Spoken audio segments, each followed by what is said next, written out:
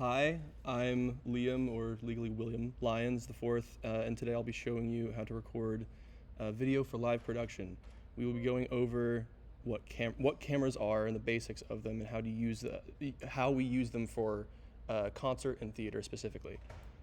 Later, I'll be giving a demonstration, after which I'll have y'all get a little bit more hands-on, and I'll give y'all some challenges to work on with the cameras. I was gonna ask, is there more than the one Sony, or is there? Today, just one Sony. Is that okay? What? Just one Sony today. Okay, that's fine. I brought my own camera as well, so um, I might snag that other tripod because the thing might fit mine. I don't know. But yeah, cool. I will ask that you save any questions for the end. So, who is this guy? I'll make a brief. I am a recent film graduate working in the freelance lighting design world, but I also have extensive video and live production experience. I didn't put any social media up there, but I'm sure you can find me if you ever want to reach out. I love doing creative projects. Anything in Pittsburgh, though I am up for touring at some point. Now, I am not the most creative person. I see myself more as a technician and programmer. I'm sure many of you do as well. So I'll be focusing today instead on the kind of technical aspects of video and production, just for today. Sadly, this means you'll have to miss all of the storytelling and history aspects of film and media. To begin, I'd like to start with the camera basics. So, yes, I'm starting this basic. Read off the photo.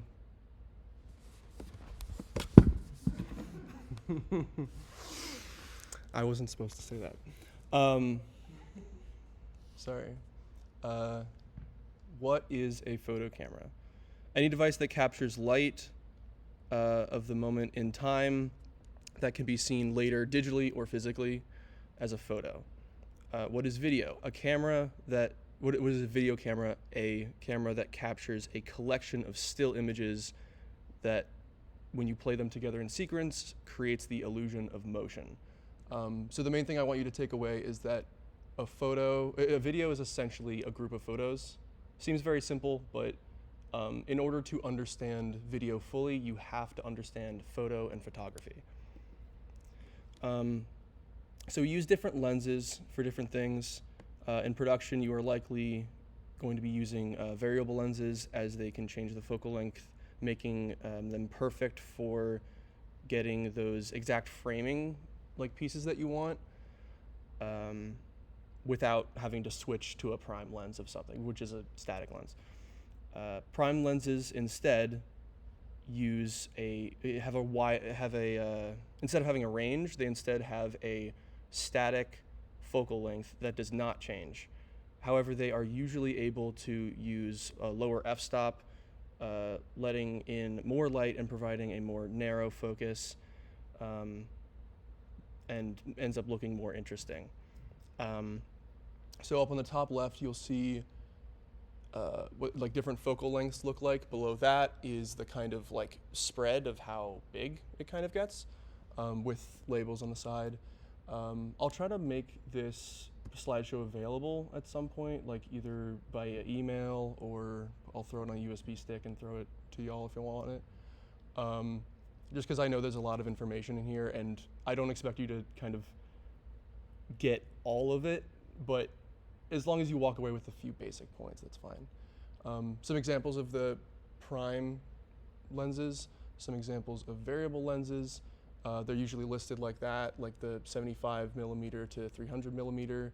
I believe the one on this camera, I forget off the top of my head, I think it was a 24 to 70 maybe, I forget. Now focus, real quick, the distance at which a subject is clearly in view without blur. The rule of thumb is usually you want to aim for the eyes, because that's the first thing that people kind of see when they see a video or even talk to someone in person, is they look at their eyes. So if that's not in focus, then that's when people notice that something's wrong with the video, I guess. And then on bottom right is an example from the James Bond film of like what focus actually means. That's an example of a kind of very shallow depth of focus. So the distance between, what's it called? The distance between like how much of something can be in focus. So like you could have a very shallow, like a very open, where so you could see the bear as well as, oh, I appreciate the subject. You could see the bear, but if you had those gobos that y'all had rotating in the back, you can also see that versus just being able to see the bear and not being able to see what's happening in the background. That's the major difference here. Composition and framing. It is usually up for interpretation, but here are some easy ways to get a nice framing that you can be proud of. Safe margins listed in the photo as the action safe in the yellow. These act as almost a guardrail that you should keep your subject within. Maybe you have someone walking across a stage. You want to give them enough headroom above their face to kind of to make sure you don't cut off their head. Or if you're tracking them and they stop before if you're tracking someone like as they're walking across a stage, if you stay within these margins, you have more of a kind of wiggle room for them to like accidentally walk out of frame for a split second or something, because you have that like safe guard there, I guess. So just keeping them within a box, essentially. It enables you to make sure you never miss something that happens on stage. The rule of thirds is well known in photography. It's fairly simple, just trying to keep someone's head or their eyes or whatever's the focus of your video on these kind of intersecting lines. It's literally a 3x3 grid. It's fairly simple, but it can provide a lot of tools for you to understand like your horizons are pretty straight, your camera's on a tripod that is on a straight whatever.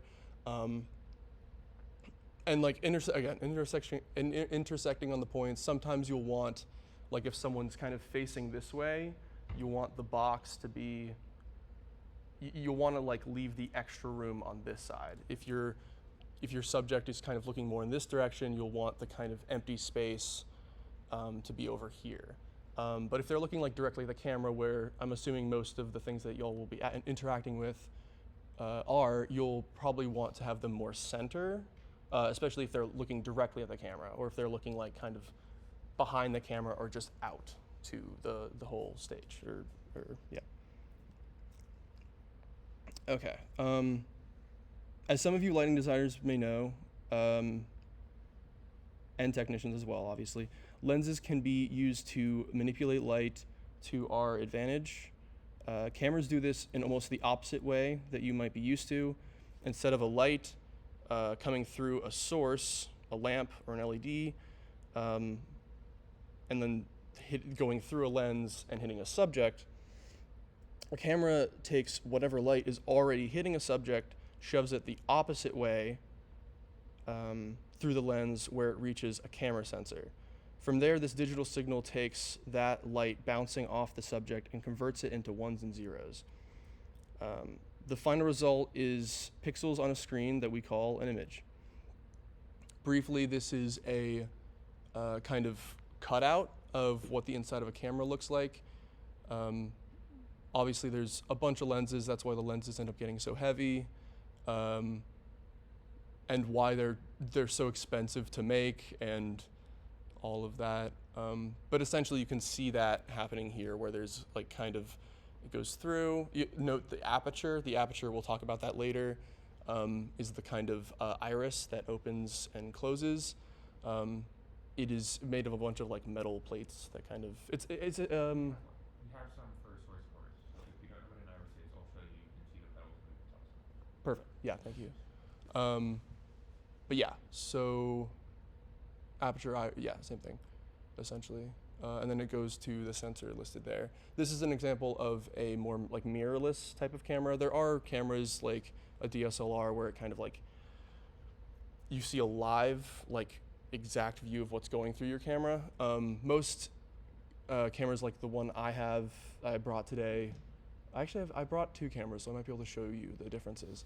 All you need to know is that there are many different varieties of cameras that you can use to do whatever you need to. Now the exposure triangle. Lots of words on the screen. Exposure is, or light or luma, is all of these things have like kind of weird definitions that sometimes are subjective and sometimes aren't. So I'm just going to describe them the way that I understand them. If you have any questions, again, feel free to ask at the end. It can be controlled in many ways to create the best images possible.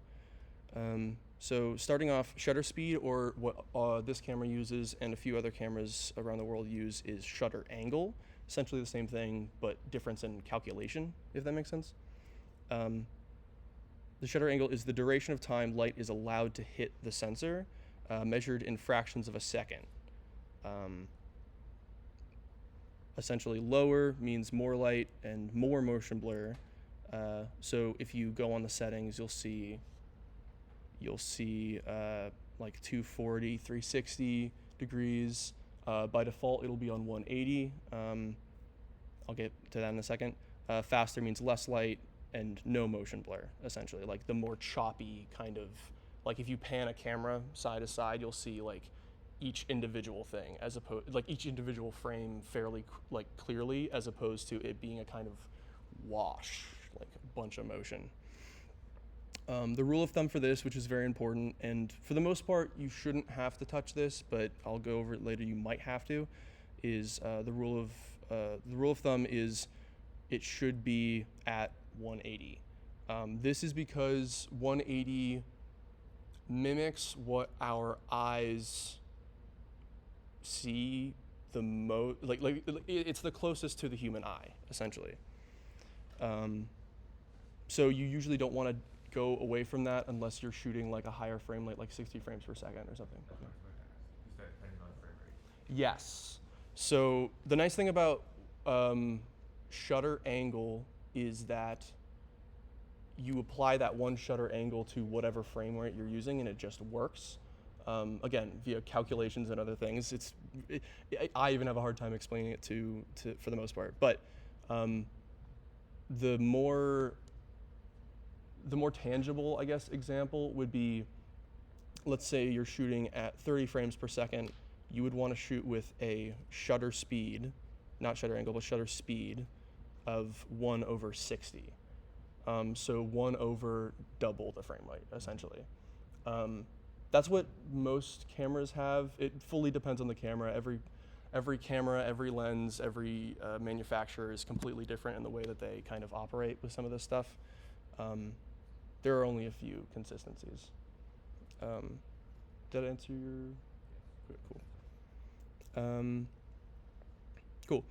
Aperture and iris, as you mentioned, the size of the iris, the size of the iris or hole that that light is allowed to pass through to hit the sensor, which controls depth of field, usually measured in f-stops and occasionally measured in t-stops. A bigger hole essentially means more light can go in and a more narrow focus. So what I was talking about before, where there's a kind of like you can get someone's eye in focus, but like everything behind and everything in front is like blurry and like kind of fun looking. So bigger means that the iris is opened up to a larger radius. And Yes. Is that represented by a higher f-stop or a lower f-stop number? So, you can see on the bottom left there, kind of that, where like under aperture, and that's referring to the f-stops, where it's f over, and f, the variable is, I believe, the focal length. So whatever your lens is, like a 70 millimeter or 24 millimeter, but So that's the aperture. That's what you'll see. The number you'll see like a 2.8, or you'll see a Bigger number under the divider makes a smaller opening. yes. Yeah, a lot of these can get, like, you have to be very specific with your terminology sometimes, because it can get very confusing very quickly with like all of the calculations and everything, which is why this is important to know. And I actually have an example or a tool that I'll show, actually I think in the next slide or the next one after, that has a way for you to kind of understand all of these concepts, because the exposure triangle is the most important thing in terms of you getting like the proper exposure, and it also helps with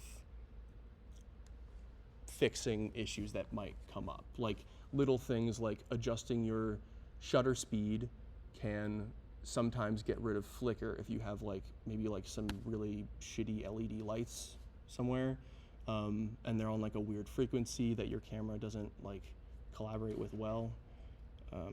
But yeah, I can, there'll be a tool, yeah. And ISO is essentially artificial like exposure added in camera. This is just, and usually it comes with more noise, which is why when you shoot the ISO up to like 12,000, you see all those like specks and it looks gross. That's not the only thing that gives you noise, but it is the most, it is the biggest culprit of noise in the space. All right, so basically each of these parameters is important to understand and needs to be adjusted depending on the situation you find yourself in. Exposure is a balancing act that may need to be changed even throughout an event. I'll list off a few examples of when you would have to make changes kind of like this. Let's say you need to change how bright your image is to adapt for a lower light scene. You'd likely use an aperture. You'd likely use aperture because the distance from the camera and the stage is far enough to where depth of field doesn't necessarily matter. Like if your focus is so far away, you can't really get that like narrow depth of field look. Maybe there's a moment on stage where, like, I don't know how often like theater would be in here necessarily, but like a prop falls off something and the director, whoever it is, wants to be able to see what that object is as it's falling. So maybe you can't have the standard like 180 degree shutter degree. So you'd have, in that case, that would be a very good reason to switch to something like, the 45 or the 75 degree, because that'll make it a little bit more choppy and you can kind of see every frame a little bit more clearly.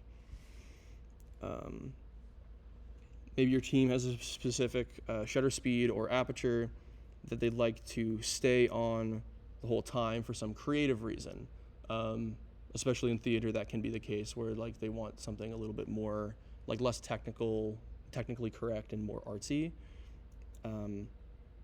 I say that as an artist. In this case, adjusting for ISO would be your best bet because there's not much else you can do. There are also ND filters. So if you're, I didn't really touch on this too much and I probably won't later on, but ND filters are essentially sunglasses, but for your camera. Luckily, the camera that y'all have has ND filters built in. You shouldn't have to use them unless A, you're outside, or B, maybe you have a lighting fixture that is aimed directly at the camera and you can't really like make it underexposed enough, and that'll help a lot. All right, here's a quick video specifically about ISO that I have found very helpful in my experience. To begin, it's crucial that we dismiss the notion that ISO directly affects exposure. While it's true that ISO does have an impact on exposure, The effect isn't really straightforward. Essentially, ISO affects our judgment of exposure, but it doesn't alter the amount of light actually hitting the camera sensor. To make the concept simple, every camera has a sensor, and that sensor captures light and turns it into an electrical charge that is then converted into a digital value. The sensor has a certain dynamic range. A camera applies ISO amplification to the signal after the signal is already been recorded by the sensor, recorded a scene at 3 different ISO values, 400, 800, and 1600, without changing any other variable. So the aperture of the lens and the shutter speed remain the same all throughout. And you could say, well, they look different. Jimmy, how can you say that ISO didn't change exposure? I mean, look at this. Yes, but we didn't change the amount of light on the actual scene. If we take ISO 800 as our reference, for the 2 other ISO settings, 1600 and 400, the camera just amplified the signal more for ISO 1600 and amplified the signal less for ISO 400 compared to ISO 800. And in fact, if we adjust the 3 images to match the brightness level of the ISO 800 image, well, they look exactly the same. How do we make our dark and moody images cleaner? Well, this is where exposing to the right comes into play. Exposing to the right means to give the sensor a healthy amount of light to work with. To get a clean image, especially for moody shots, even if it sounds counterintuitive, you should have more light on the scene. The main point I want to really push is it does matter how much light is pushed onto the stage and onto the subjects. Some cameras have fairly good low light capabilities and can prevent a lot more noise, but it very, very much helps to make sure that you have the most light on a stage. So if you have a background that's a little bit darker, it is genuinely beneficial to light that part of the scene a little bit. Even if that seems a little counterintuitive, it will show up better on video because it doesn't necessarily know what to do with no light coming from that area. It's just a slight difference from our eyes, I guess. And to have more light on the scene, you should use a lower ISO setting, which is going to force you to compensate by actually using more light, or by opening up the iris, or by messing up with the shutter speed, but that's going to change motion blur. So mainly by increasing the light levels and opening up the iris on the lens. You can use this if you want. Some of these tools are very helpful. I forgot to mention, when he says exposing to the right, he's specifically referring to, what's it called? Not oscilloscope. That's, what? Yes, histogram. So where you can kind of, it's a representation on the camera of how, where the light exposures are across the whole image. And essentially what he's saying is you can't go too far past, because then you'll have extreme highlights and you can't bring that back and save those highlights and see what's happening in editing. And you can't really have too low, because you won't be able to bring those up without bringing up a shit ton of noise. That's what he's referring to when it comes to that. But yeah. So real quick, I'll bring this back up in a second, but this is actually a tool that I helped create with my professor at Chatham University. Hunter Dyer and myself, he had me rebuild this tool that allows you to basically see all these things without a camera, see all the different points of an exposure triangle in camera. And I'd like to show that to you now. I'll bring that back in a second, but okay, so here's the tool. It should work on Mac and Windows. I just recently updated the GitHub. It should work on Windows now. It wasn't for a bit. So you might have to hover over each one on your mouse real quick, but basically what I did is I set up a scene in my local small theater and built a script that allowed me to take a photo change an increment, like a piece of ISO, whatever, and you kind of get every single image. I think it ended up being around like 2,000 images or something. So it's shutter speed in. Right, So that's not listed correctly. Is that what you're referring to? yeah, Sorry. like, I'm wondering what you need. Yeah. This should have that's just a formatting error. That should have like an F/ in front of it. Just put it in your head. Well, the aperture should be f/, and the shutter speed is 1/4 or 4 seconds. Aperture. Sorry. My bad. I messed up. This would have a 1/ in front of it. This would have an F/ in front of it. But It's speed in seconds, and so it's at a 1/4 second currently. yes, yeah. So okay, that is an error. See, this is if I had been in school more, I probably would have been able to fix this with Hunter. That's okay, whatever. It gets you the general idea. This would be 1/4. This would be 1/120. But essentially, if you notice, as I move these around, the brightness changes, but also different elements change. So if I adjust the aperture, maybe just temporarily bring up the ISO and lower the shutter speed, I can see more of the background. Like I can see this like kind of mop here. If I bring that down, it gets more and more blurry, and there's more light, so I have to compensate, bring down the ISO. If I wanted to see the fan more clearly, like each frame of it, shutter speed, so it's a faster shutter speed, so it's taking the image quicker, so it's getting less time of what's happening on the screen, so there's less motion blur. And compensate with that, bringing up the ISO, bringing down the aperture, and now you can kind of see each individual, like you can actually see it while it's paused in time.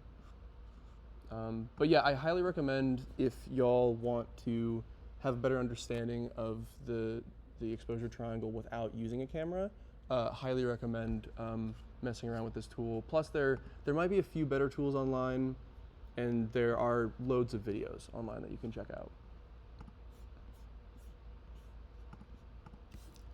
But okay. This is, now we're getting into the more like formatting aspects of video. Frames per second, or FPS, how many frames or photos are taken per second. Many of you know this by now for sure, probably, but it just helps to have like a kind of list.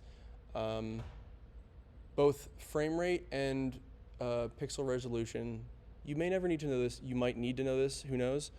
Depends on how into video you get, or if you, whatever, but you should know that there are, the frame rates that we're used to here are NTSC, I forget what most of these stand for, but this applies to like geographically, like different countries have different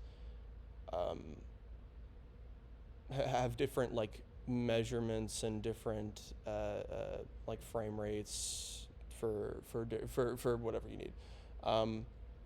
This applies to both frames per second and pixel ratio again. And there's a few examples of those as well. For the most part, you're going to want to stick around 30 FPS. And again, 60 FPS can be helpful depending on what you are trying to do. And 24 frames per second or 23.976 are usually what's in feature films. So if you're ever shooting like a short film with somebody, that's what you should be using. Everything is up for interpretation creatively, of course. Pixel ratio, specifically 16:9 ratio, how many pixels per frame expressed in width to height. These are commonly known, but they get very complex because the only reason we have things like full HD and quad HD and ultra HD is for marketing purposes, and that's why TVs are the way that they are. Yeah. it makes it more confusing for people trying to just understand it, basically. But I listed each example essentially. So HD or 720p is 720 pixels by 1,280 pixels, and I won't go through the rigmarole of trying to speak out every single one. You get the idea essentially. You have your pixel by pixel ratio and all that. Again, the kind of PAL country. I think a few examples of the PAL countries are Europe. There's a whole map online if you search it up. It's pretty interesting. The whole reason that we even have NTSC and PAL is because of the frequency that power is actually sent through. Like, I'm sure y'all have experienced this, where like some lights operate on like 50 hertz. Yeah. But this shifts what you need to know for video as well. So when you go to a different country, you may have to research some of this. Very briefly, aspect ratios, 16 by 9 is the common one. 9 by 16 is essentially the opposite of that of rotate. It's just rotated, essentially. It's the exact same pixel count. That's usually used for TikTok and like Instagram Reels and all that. If for some reason whatever you're making is gonna end up on that, I guess think about that, or think about how much you might need to crop. I don't know, it's more and more of a thing. It's just helpful to know. And then 21:9 ratio is usually what's in feature films. 4:3 refers to the older like CRT TVs. And creatively, it has kind of come back in the past few years. People have been using that for like music videos and other things. It can look pretty good. It's not my preference personally, but you do you, essentially. Down there are some of the specific settings that I'd recommend. I'm sure you've probably been using these already, but so essentially for standard use, the HD version works fine. But if you have like more space on your card, or if you want to get more detail, the QF HD works a little bit better for that. I should also note that the camera that y'all have can shoot RAW. So these are, I'll get into it later, but these are within the package of MP4. But you can get RAW, which is the .mov files that have uncompressed information. That you do need some sort of like external monitor that you purchase, and it records through the HDMI to that. It's a bit of a weird process. Color and video. Now we got the basics out of the way. If you weren't confused before, you might be now. Most of this is complex to the point where I'm still learning each day more and more about it. And it gets even more and more confusing the more you realize not all camera brands are the same. Some have slightly different looks. Many screens and monitors are not consistent in color and luma values. So if you look at a MacBook versus if you look at a projector screen versus if you look at like a what? LED, yeah. It's all different. That's even a whole other beast, exactly. Because like there's so many varieties. There's not a lot of consistency with all of this, which makes it even more confusing. But take whatever information you can, use what you can. Some of this will be helpful for you if you need to fix certain issues, essentially. Color is complex and subjective. But it needs to be researched and understood in order to fix the problems, to make sure the colors look the way that you want them to, and to make sure you don't have any like inconsistencies. A simple start here, but probably the most important thing that is fairly overlooked to getting good video is white balance, specifically how cool or warm an image looks. This includes tint, which also is adjusted by changing the levels, the tint of magenta and green on the scene, on the camera. we want our images to look as neutral or white as possible. So you like if you're wearing a white t-shirt, you want the t-shirt to look white. Like if there's something on the scene that's a specific color, you want it to look that specific color. That's why we use white balancing. This creates a more accurate color spectrum to look at throughout the whole image, because you obviously want, yeah. Oh, and usually it's measured in Kelvin temperature, so similar to, I don't know how often if y'all use, I know you'll probably use like preset gels and other things in like the MA2, all those. There should be a setting somewhere, or you could probably just research the exact color values for each, like an RG and B for different color temperatures. Because that can help you if you're like working with, like if you need pure, like 100% like great color in the scene, you could talk to whoever the LD is and be like, hey, what different like tones are you using right now?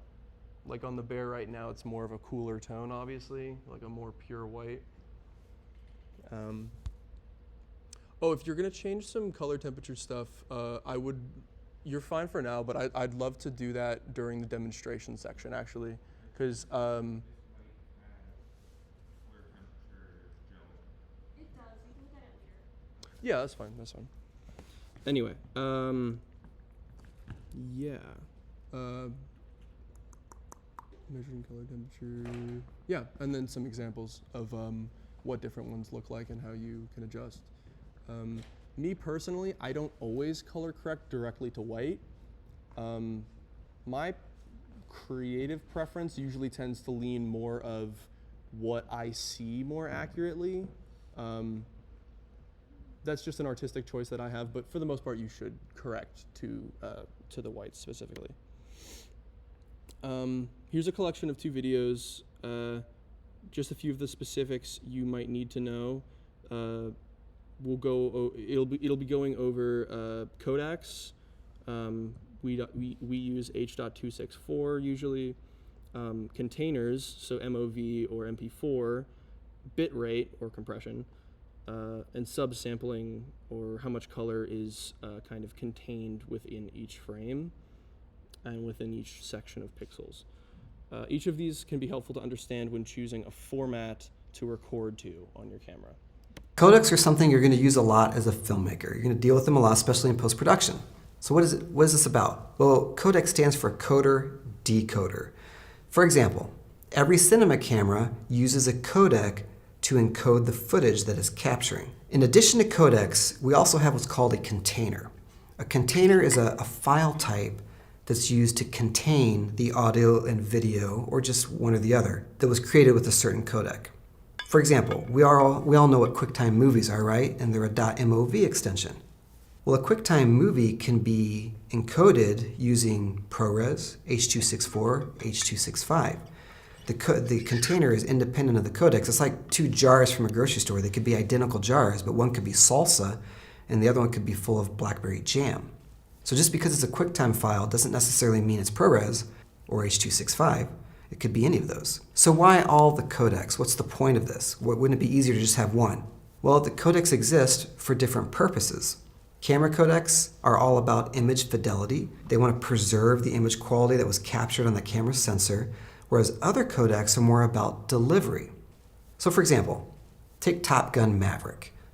One of the cameras they use in that movie, if not the whole movie, I'm not sure, but they use Sony Venice cameras. And the footage coming off those cameras would be massive. If you cut the film together and tried to put that whole movie on an Ultra HD Blu-ray disc using the camera's codec, it wouldn't fit. You need a delivery codec that compresses it down a little bit. The films we see are never the image quality that they were captured. That's kind of impossible. Bitrate. When you encode footage, you can set a bitrate, which is sort of the data flow to the device that you're viewing on. And when you take the bitrate down, you're compressing the movie.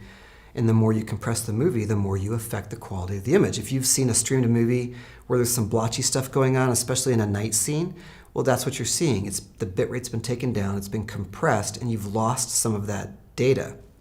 That was that like 500 megabits per second and 100 megabits per second listed below a few slides ago, like for recommendations for formats to use. But if you watch that same movie off of a Blu-ray disc, it's gonna be better. So to recap, we've got a codec that's used for video and audio to encode and decode the footage. And then we have a container that contains this encoded footage. And then we have bitrate that's used during encoding that affects the quality of the image. And that's typically only applying to delivery codecs. 10-bit. Forgive the transition. I was going to edit this out. It was just like a kind of... okay. 422 refers to how much color data your camera captures, or how much color fidelity it captures. 10-bit refers to color depth. Every single pixel on your camera sensor has 3 different color channels: red, green, and blue. Shooting in 10-bit will give you 1024 possible colors for each of those channels. In total, this will give you roughly over 1 billion possible colors for each individual pixel. 8-bit in comparison will only give you 265 shades of red, green, and blue, which will come out to 16 million possible colors. That means that 10-bit will give you 64 times the amount of possible colors as 8-bit. 244 refers to something we call chroma subsampling. Chroma subsampling simply means that we are not capturing color data for every single pixel of our image. This is done to cut down on file size. So instead of capturing color data for every single pixel, we just capture color data for some pixels and then copy the color data to the adjacent pixels. To define the amount of chroma subsampling, we are looking at a sample area that is 4 pixels wide and 2 pixels tall. The first number indicates that we are capturing luma data for all 4 pixels in both of our rows. As far as I know, this is the case for all modern cameras. This is because our eyes are much more sensitive to changes in luma or brightness values, and not capturing luma data for any of those pixels would result in a drastic decrease in image quality. The second and third number indicate the amount of chroma samples in the first and second row, or how much color data we're capturing. If we're shooting 422, for example, this means that we're capturing 2 colored pixels for the top row and 2 colored pixels for the bottom row. Now this may come as a surprise for some people, but that is indeed enough color data to give us a properly colored image. The color data from the colored pixels simply gets copied to the adjacent pixels. There is actually a similar technique in printing called half-toning, where the printed dots that make up an image are printed in different sizes and with different spacing to cut down on resources while still giving the perception of smooth colors. Now, if we instead were to shoot in 420, for example, this would mean that we would be capturing 2 colored pixels for the top row and 0 colored pixels for the bottom row, which would result in 50% less color data than 422, or only 25% of the full color data. And just in case it wasn't made clear, this is kind of, this is like a specific look on just a few of the pixels of a singular frame of an image that you're capturing, I guess.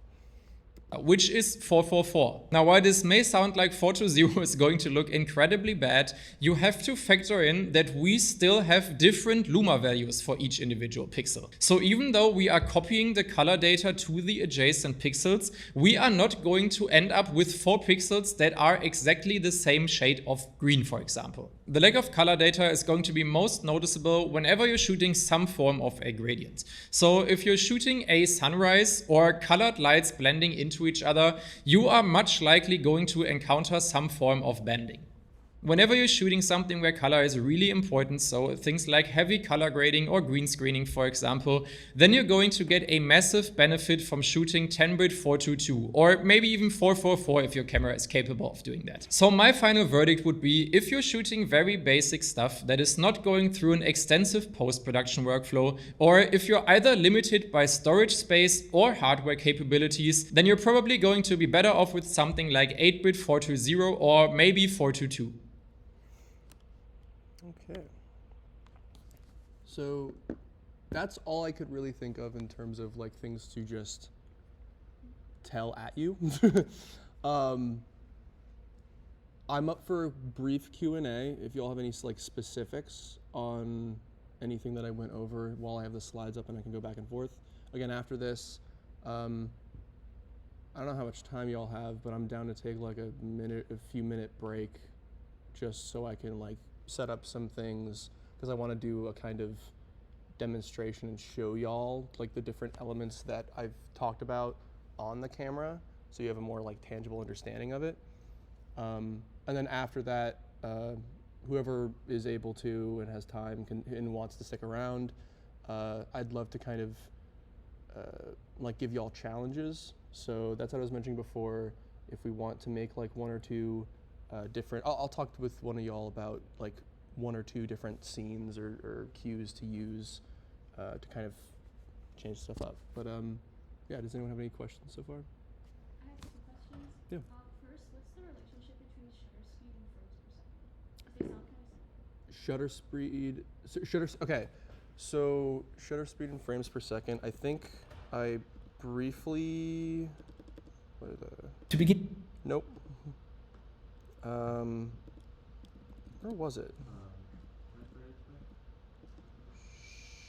Sure. On film cameras, there was a disc that would either block the sensor so that the film wasn't exposed or not block it. How many times that spun in a second is how many times the film was exposed and how many frames you got, right? The shutter angle is how much of that disc was open. So if you only had half of the disc blocked, then for half of each 60th of a second or 30th of a second at 30 FPS, you're letting light onto the film, and the other half is blocked, so that you can imprint the film. That's how we get the That's how you get 1 your over angle. 80, the So if 180 we're talking degree. about an angle of 180, that means that 180 degrees of the disc are blocked, right? If you want to get into shutter speed, you're just multiplying it. The half of the disc is solid times your frame rate. And so Yeah. that's why we mentioned that the 180 degrees, as what your eye accept is most like, is at 30 FPS, and at a higher frame rate, you're spinning that disc faster, so you would want more of the disc to be open at the same amount of motion. There's a lot of really good videos online of like people showing the exact like half circle rotation, because like that's how they showed like projectors and like how projectors work when they like the first ones that originally like where you have the celluloid film like shooting down from it or whatever, and like the rotation thing. There's a lot of cool stuff behind for that. Cool. And my second question was on your slide for the color temperatures. I probably just to begin is I probably just misread it, but how come the 2500K is blue, even though on the Kelvin table below it it's orange? That usually has to relate to what the actual scene has. Is the lighting for each of those images the same, and the color temperature correction on the camera, what's being represented by those numbers? That's a question that will be. I can easily describe this a little bit better once we get into the demonstration section, just because it's easy, but it's easier to understand when you see it happening, I guess.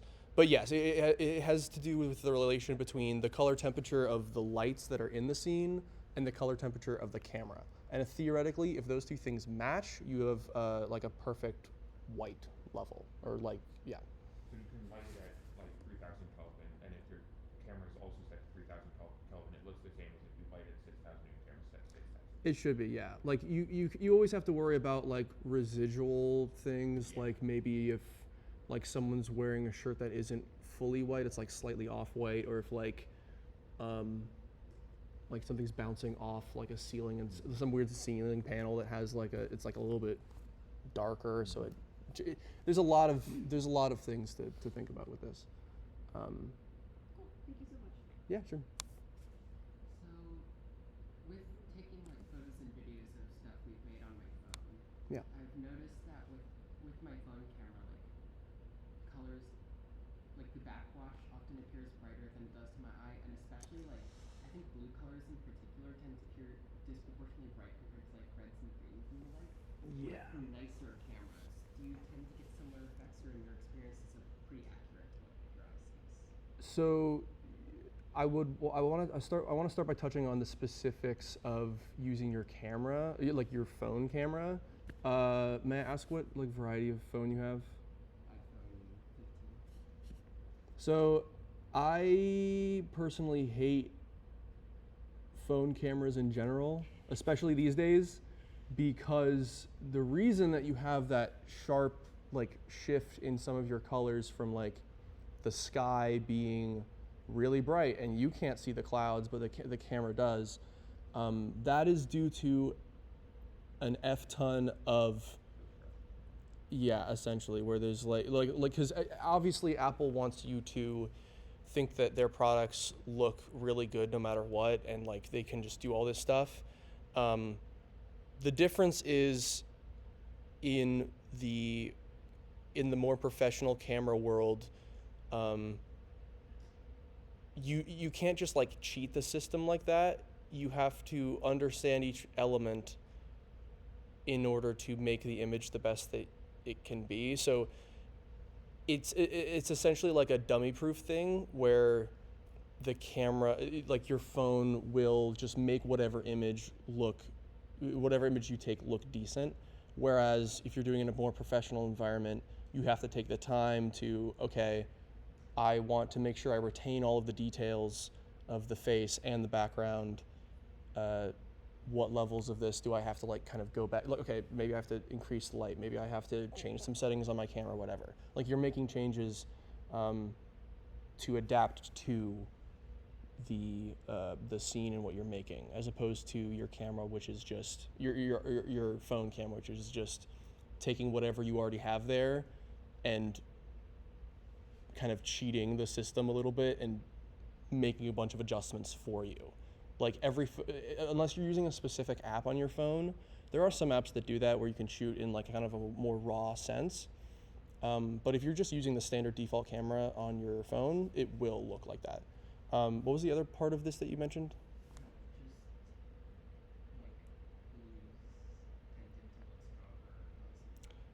On your phone, or yeah, that's other things like it'll change little things. Like I didn't have a chance to go over. I can't believe I glazed over that. I didn't go over hue, saturation, all those things. Your phone's probably also making those slight adjustments as well, because naturally, like something that has more color looks more interesting to the eye. So they're like, and Apple's probably done enough testing to know that. So they are going to add more clarity and more of just what it thinks that you'll like, essentially. So, and to answer your question, don't use your phone. It sucks. It works, but it's not. It won't look professional.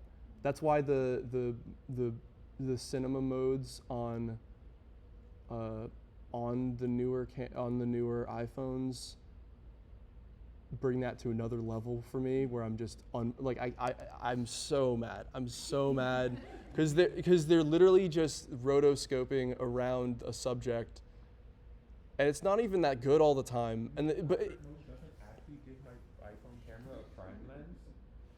I'm sorry, but yes, yeah, it's terrible. It's yeah. Wait, so basically the iPhone like Auto Plus. Yes, essentially. Like if you set your camera to auto, it's doing that, but like times 10 to the point where it's like, it's small, and the lens is so small that it has to crank up like ISO 2, and it has to deal with the fact that ISO is high and there's a bunch of noise. And yeah. It could also not even be using ISO. It could be using like a bunch of other weird methods. It doesn't matter. The point is, it's auto, and it's not. And it's probably designed for moms taking pictures of their kids playing Yeah. soccer, not taking pictures of dramatic lighting on against your face. At the end of the day, it comes down to the size of the lens, how quality the lens is. You can't fit all of that in this. It's not possible. And I'll guarantee you, most of those movies that are supposedly shot fully on like iPhones and all that, they're probably putting on lenses. Like there are cases that you can like literally screw on customized lenses, like the bigger ones for iPhone cameras. And they're probably lighting it in such a way to give the camera the best chance it can. Oh well, yeah, because they're probably also using like cinematographers who are used to having to adjust for all these things after the fact, and it just ends up like, I don't know.